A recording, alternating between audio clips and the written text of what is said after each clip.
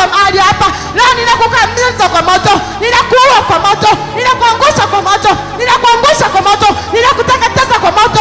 Ewe mkuu wa anga la Kunduchi, ewe mkuu wa anga hapa, ninakuteketeza kwa moto, ninakuteketeza kwa moto, ninakuharibu kwa moto, ninakuangusha kwa moto.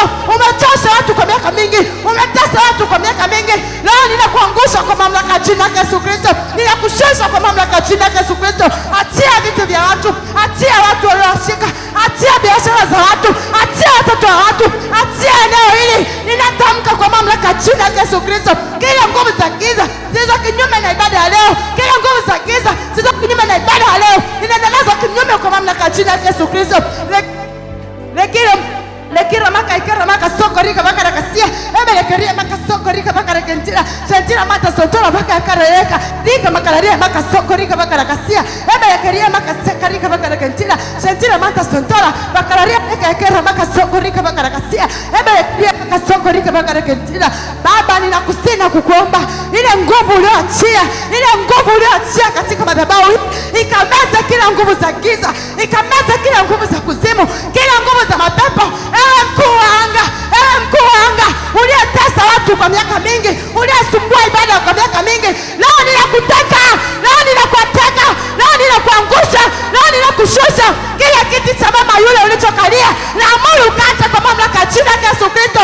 Kile watoto wale uliowashika, leo ninaamuru ukaacha kwa mamlaka jina la Yesu Kristo. Ewe mkuu wa anga, ewe mkuu wa anga, ninakuangusha kwa mamlaka jina la Yesu Kristo, ninakuangusha kwa mamlaka jina la Yesu Kristo.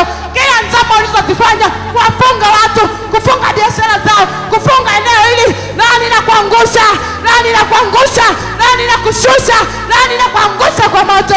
Lekera maka seka rika baka rakasia ebe yakira maka soko rika baka rakasia lekira maka yakara maka soko rika baka rakasia.